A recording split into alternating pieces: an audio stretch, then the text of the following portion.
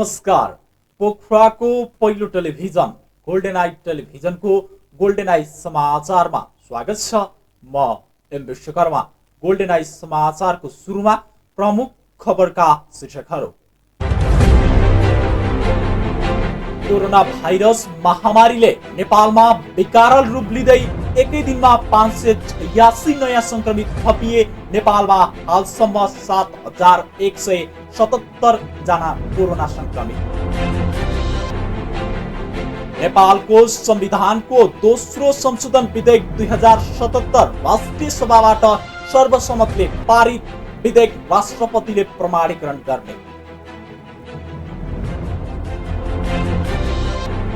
भारत र चीनले वार्ताबाटै लद्दाख समस्या समाधान गर्नुपर्ने नेकपा सांसद देव गुरुङको भनाई। हिमालय रेन्जमा द्वन्द्व हुने चिन्ता।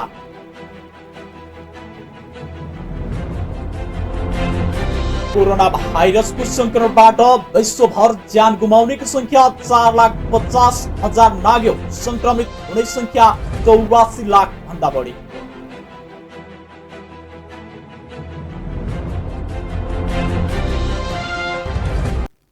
गोल्डन आई समाचार अब विस्तारमा। नेपालमा कोरोना भाइरस संक्रमितको संख्या 7177 पुगेको छ। पछिल्लो 24 घण्टामा अहिलेसम्मकै बढी 586 जना संक्रमित थपिएसँगै संक्रमितको संख्या 7177 पुगेको हो। एकै दिनमा अहिलेसम्म यति धेरै संख्यामा संक्रमित थपिएको थिएन। स्वास्थ्य तथा जनसङ्ख्या मन्त्रालयले गरेको नियमित प्रेस ब्रिफिङमा मन्त्रालयका प्रवक्ता डाक्टर जागेश्वर गौतमले थपिएका संक्रमितमा 40 महिला रहेको बताए। अहिलेसम्म कोरोनाबाट मृत्यु हुनेको संख्या 20 पुगेको छ।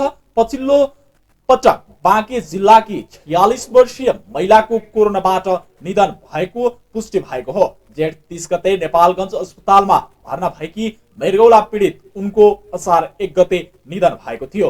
उनको असार 2 गते कोरोना परीक्षण पोजिटिभ आएको हो।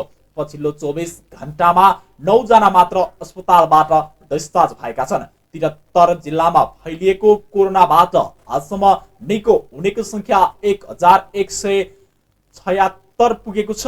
अहिलेसम्म 1,25,798 वटा पीसीआर परीक्षण भएको छ। 1,33,900 क्वारेन्टाइनमा रहेका छन्। 5,990 जना आइसोलेसनमा रहेका छन्।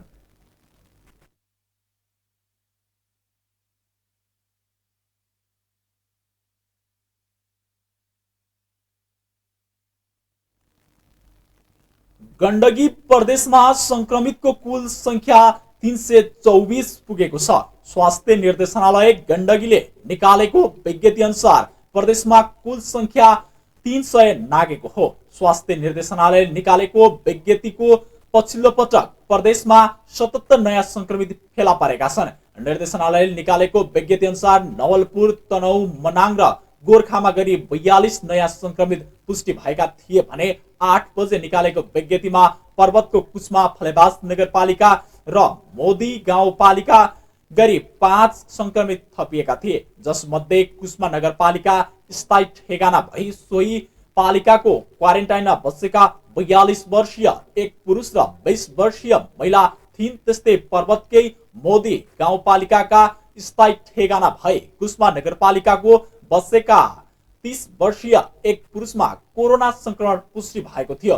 पर्वत फलेवास नगरपालिकाका स्थायी ठेगाना भएका कुस्मा नगरपालिकाको क्वारेन्टाइनमा बसेका 30 र 37 वर्षीय 2 पुरुषमा कोरोना संक्रमण पुष्टि भएको हो। 8 बजेको विज्ञप्तिमा उल्लेख भएको थियो र सबैजना भारतबाट फर्केको निर्देशनालयले विज्ञप्तिमा उल्लेख गरेको छ।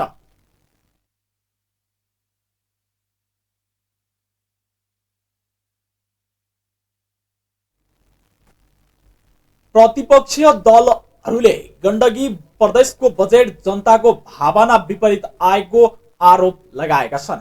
असार 1 गते प्रदेशका आर्थिक मामिला तथा योजना मन्त्री किरण गुरुङद्वारा प्रदेश सभामा प्रस्तुत बजेटमाथि बुधबारदेखि प्रदेश सभामा सुरु भएको छलफलमा भाग लिँदै प्रमुख प्रतिपक्षीय दल नेपाली कांग्रेस तथा जनता समाजवादी पार्टीका सांसदहरूले बजेट जनताको भावना विपरीत आएको बताएका छन्।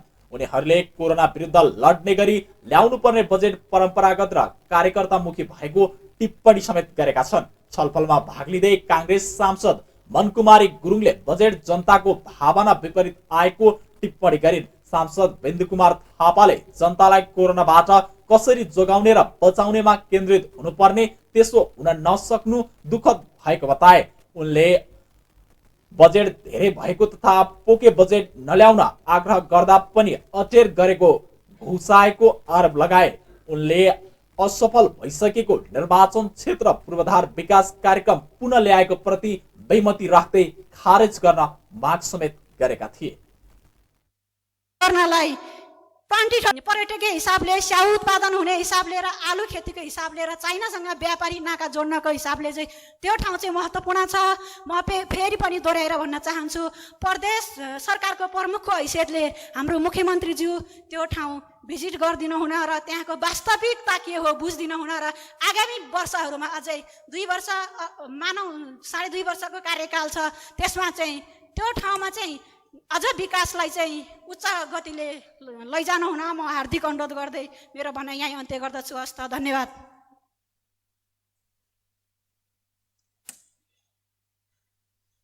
माननीय श्री मीना गुरुङलाई छलफलमा भाग लिन समय दिन्छु। त्यसपछि माननीय श्री रामबहादुर गुरुङ। पाएको छु। सर्वप्रथम त राज्य सञ्चालनका लागि आर्थिक स्रोत महत्त्वपूर्ण र अनिवार्य विषय हो, तर हामी कोरोना महामारीको कारणले विगत 3 महिना यता आर्थिक गतिविधि हुन नसकेको यथार्थता पनि सत्य छ। यो सङ्कटको घडीमा पनि प्रदेश सरकारले लोकप्रिय, सन्तुलित र व्यावहारिक बजेट प्रस्तुत गरेकोमा म प्रदेश सरकार र माननीय अर्थमन्त्रीज्यूलाई धन्यवाद दिन चाहन्छु।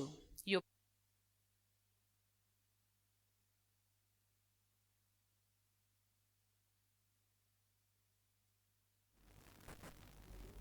नेपालको संविधानको दोस्रो संशोधन विधेयक 2077 राष्ट्रिय सभाबाट सर्वसम्मतले पारित भएको छ।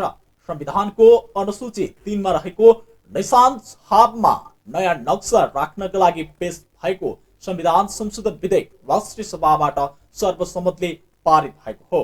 राष्ट्रिय सभामा उपस्थित 57 जना सांसदले नै संविधान संशोधन पक्षमा मतदान गरेका थिए। यसअघिको विधेयक प्रतिनिधि सभाबाट सर्वसम्मतले पारित भएको छ। सरकारले भारतले कब्जा गरेको लिम्पिया, धुराल, लिपुलेख र कालापानीको भूभाग समेटेर नयाँ नक्सा जारी गरेको छ। संविधानको अनुसूचीमा रहेको निशान छाप नयाँ नक्सा राख्न सरकारले विधेयक ल्याएको सरकार सांसदका दुवै सदनले पारित गरेको छ। अब यो विधेयक राष्ट्रपतिले प्रमाणीकरण गर्नुहुनेछ। आजको मतदानमा उपस्थित माननीय सदस्यहरूको संख्या 57 रहेको छ। नेपालको संविधान दोस्रो संशोधन विधेयक 2077 लाई पारित गरियोस् भन्ने प्रस्तावको पक्षमा अर्थात् हुन्छ भन्ने पक्षमा जम्मा 57 मत परेको छ। प्रस्तावको विपक्षमा अर्थात् हुन्न भन्ने पक्षमा कुनै मत परेको छैन।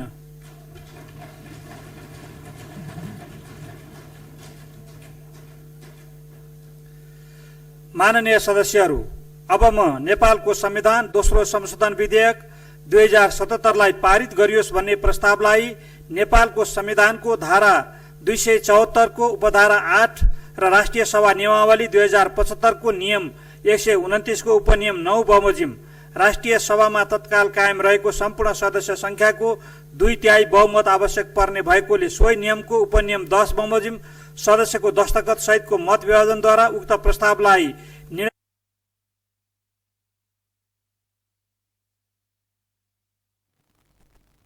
प्रधानमन्त्री केपी शर्मा ओलीले कोरोना रोकथाम तथा नियन्त्रणमा भ्रष्टाचार भयो भनेर सरकारलाई अप्ठ्यारोमा पार्ने काम भइरहेको आरोप लगाउनु भएको छ। राष्ट्रिय सभामा सदस्यहरूले उठाएको प्रश्नको जवाफ दिँदै प्रधानमन्त्री ओलीले सरकारलाई आक्रमण गर्ने उद्देश्यले नै हुँदै नभएको विषयमा हल्ला चलाइएको दावी समेत गर्नुभयो। उहाँले कोरोना महामारीको अप्ठ्यारो अवस्थामा काम गरिरहेका निकाय र व्यक्तिको प्रशंसा गर्नुको साटो भ्रष्टाचारको आरोप लगाएर निरुत्साहित पार्न खोजेको समेत बताउनु भयो। देशमा भ्रष्टाचार बाहेक कोही जन्मदैन, जन्मिन्न र पदमा पुगेको सबै भ्रष्ट छन् भन्ने नियत त्याग्न उहाँले आग्रह गर्नुभयो। कोरोना नियन्त्रणमा भएको 10 अर्ब रुपियाँको मोटामोटी खर्च सार्वजनिक भएको र सानो खर्च पछि सम्बन्धित निकायले सार्वजनिक गर्ने प्रधानमन्त्रीको भनाइ छ। कोरोनासँग लड्ने बेलामा कोही व्यक्ति र संस्थाले हिसाब खोज्दै बसेकोमा आश्चर्य व्यक्त गर्दै प्रधानमन्त्रीले एक पैसाको हिसाब किताब हुने समेत बताउनु भयो।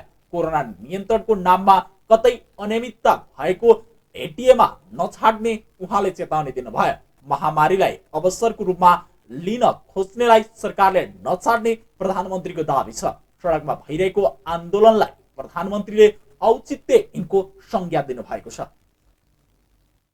नियन्त्रण गर्न सक्छौँ किनभने संक्रमितहरू आउने संख्याको कमी जसरी जुन मात्रामा भएको छ त्यसलाई हेर्दाखेरि हामी त्यो देख्न सक्छौँ। एउटा चाहिँ यो प्रधानमन्त्री कार्यालयका लागि मातहतका कार्यालयहरूमा छुट्याएको अनुपयुक्त बजेट चाहिँ नै कोरोनामा लगाउँ भन्ने यो चाहिँ के भन्नुभएको मैले बुझिनँ। अनुपयुक्त बजेट विनियोजन गरिएको छैन। प्रधानमन्त्री कार्यालय मातहत कुनै पनि ठाउँमा अनुपयुक्त बजेट, अब प्रधानमन्त्री कार्यालय भनेपछि यसै सुन्दै रिस उठ्ने हो भने त कुनै त्यस्तो रिस उठ्नु हुँदैन, सुन्दै रिस उठ्नु पर्ने कुरा होइन त्यो। आज को छ भन्ने, कसको सरकार छ भन्ने होइन, तर जसको भए पनि प्रधानमन्त्री पनि चाहिन्छ देशलाई, प्रधानमन्त्रीको कार्यालय पनि चाहिन्छ। आज कोही मन नपर्ला तर पनि त्यहाँ गरिएको विनियोजन चाहिँ अनुपयुक्त छ भन्ने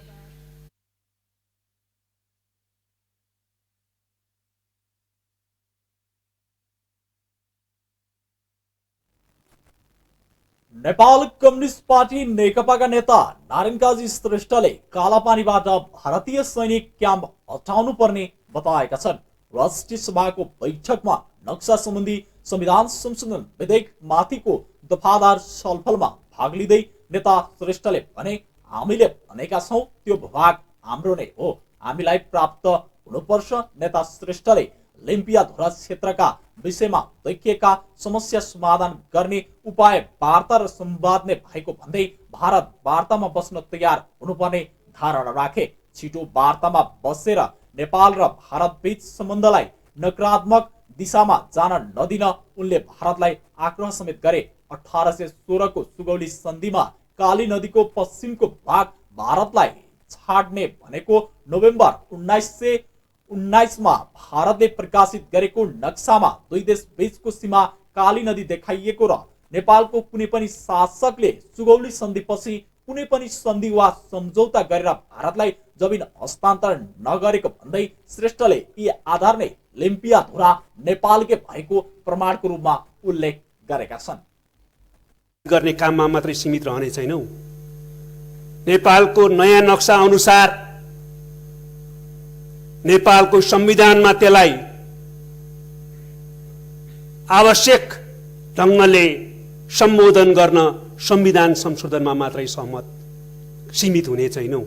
यो ऐतिहासिक पहल कदमी हो, तर यो ऐतिहासिक पहल कदमी नेपालको कब्जा गरिएको भूमि, अतिक्रमित भूमि हर हालतमा नेपालमा कोले व्यवहारिक रूपमा पनि प्राप्त गरी छाड्ने बिन्दुसम्म पुग्ने राष्ट्रिय संकल्प अभिव्यक्त भएको छ। हाम्रो यो राष्ट्रिय एकतामा यो राष्ट्रिय एकतालाई, राष्ट्रिय संकल्पलाई सुदृढ गरेर व्यवहारिक रूपमा ती भूमि प्राप्त गर्ने बिन्दुसम्म पुग्नको लागि एकताबद्ध भएर अघि बढ्न म सबैलाई अपिल गर्न चाहन्छु।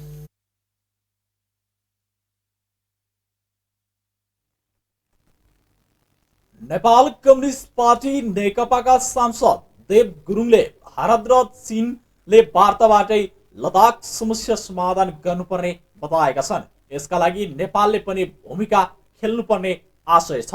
बिहीबार प्रतिनिधि सभा बैठकको शून्य समयमा बोल्दै नेता गुरुङले पश्चिमी मुलुकहरूले हिमालय रेन्जमा द्वन्द्व बढाउन खोजेको समेत बताएका छन्। नेता गुरुङले भनेका छन्, भारत र चीनको बीचमा लद्दाखमा भिडन्त भएको समाचार आइरहेको छ। यसले हिमालयन रेन्जमा द्वन्द्व हुने हो कि भन्ने चिन्ता बढ्दै गइरहेको छ। यतिखेर कतिपय पश्चिमा शक्ति केन्द्रहरू त्यहाँ द्वन्द्व बचाउन खोजिरहेको छ, गम्भीर संकट पैदा गराउन खोजिरहेका छन् लद्दाखमा दुई देशबीच भएको समस्या समाधान गर्न दुवै मुलुक भारत र चीनले गम्भीरतापूर्वक कूटनीतिक संवादको तरिकाबाट वार्ता गर्नुपर्ने उनले बताए। गत सोमबार राति चीन र भारत सीमा क्षेत्र लद्दाखमा दुई देशका सैनिक बीच भिडन्त हुँदा 20 जना भारतीय सैनिकको ज्यान गएको पुष्टि भएको छ भने चीन तर्फको क्षति सार्वजनिक हालसम्म भएको छैन। भारत र चीनको बीचमा लद्दाखमा चाहिँ भिडन्त भएको समाचारहरू आइरहेको छ, हताहत भएको समाचारहरू आइरहेको छ र यसले यो रेन्जमा चाहिँ यो हिमालयन रेन्जमा चाहिँ द्वन्द्व हुने हो कि भन्ने चिन्ता बढ्दै गइरहेको छ। त्यसकारणले यतिखेर कतिपय पश्चिमा शक्ति केन्द्रहरू यहाँ द्वन्द्व मचाउन खोजिरहेको छ, गम्भीर सङ्कट पैदा गराउन खोजिरहेको छ। त्यसकारणले गर्दाखेरि यसमा गम्भीरतापूर्वक दुवै मुलुकले गम्भीरतापूर्वक संवादको तरिकाबाट, कूटनीतिक संवादको तरिकाबाट वार्ता गरेर समस्या समाधान गर्नका लागि पनि नेपाल सरकारको तर्फबाट पनि कूटनीतिक मुभ हुनेछ भन्ने आशा अपेक्षा राख्दछु। धन्यवाद। नेपालमा कोरोना भाइरसको महामारीले विकराल रूप लिने देखिएको छ। स्वास्थ्य तथा जनसङ्ख्या मन्त्रालयले यही महिनाभित्र कोरोना भाइरसबाट संक्रमितको संख्या 40,000 पुग्न सक्ने आन्तरिक प्रक्षेपण गरेको छ। मन्त्रालयले यसै अनुसार तयारी थाल्न मार्गदर्शन समेत बनाएको छ। मन्त्रालयले तयार पारेको कोभिड-19 महामारी व्यवस्थापनका लागि भौतिक स्रोत पहिचान तथा जनशक्ति व्यवस्थापन मार्गदर्शनमा 40,000 संक्रमित मध्ये 80% अर्थात् 32,000मा कुनै पनि लक्षण तथा अवसर नदेखिने भएकोले उनीहरूलाई होम क्वारेन्टाइन वा होम आइसोलेसनमा राख्नुपर्ने उल्लेख छ। त्यस्तै 15% संक्रमित अर्थात् 6,000 जनालाई अस्पताल केयर आइसोलेसन बेड र 5% अर्थात् 2,000लाई सघन उपचार कक्ष चाहिने प्रक्षेपण गरिएको हो।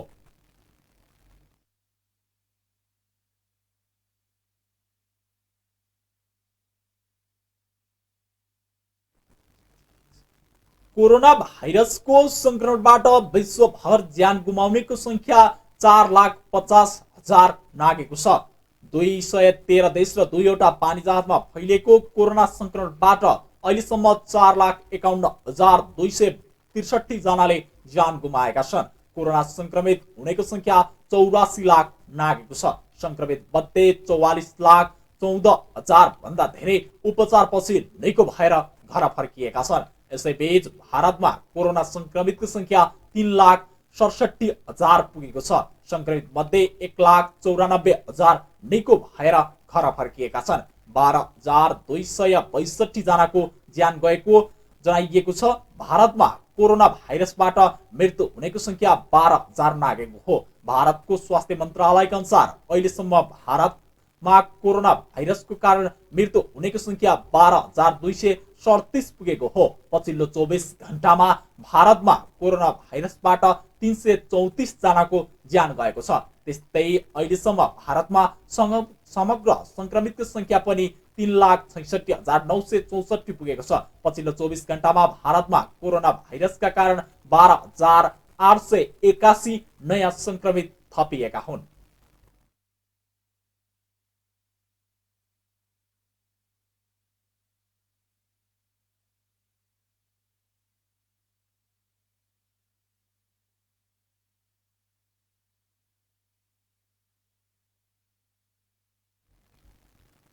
यिनै खबरहरूसँगै हामी गोल्डन आइज समाचारको अन्त्यमा आइपुगेका छौं।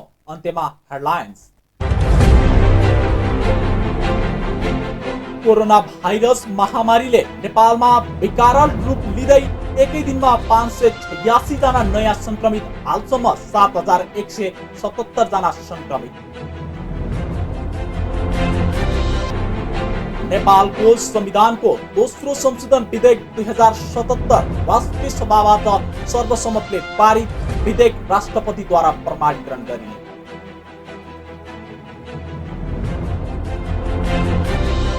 भारत र चीनले वार्ताबाटै लद्दाख समस्या समाधान गर्नुपर्ने नेकपा सांसद देव गुरुङको भनाई। हिमालय रेन्जमा द्वन्द्व हुने चिन्ता।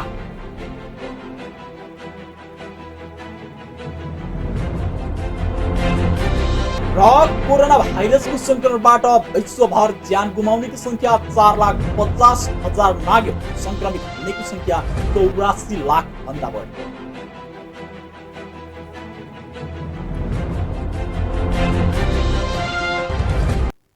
हवस् त आजका लागि गोल्डन आई टेलिभिजनको गोल्डन आई समाचार यही सकिन्छ।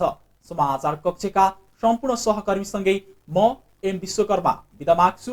कोरोनाबाट बच्न बेला बेलामा साबुन पानीले हात धुने गरौँ र अल्कोहलयुक्त सेनिटाइजरको प्रयोग गरौँ। बाहिर निस्किँदा अनिवार्य रूपमा मास्कको प्रयोग गरौँ। नमस्कार।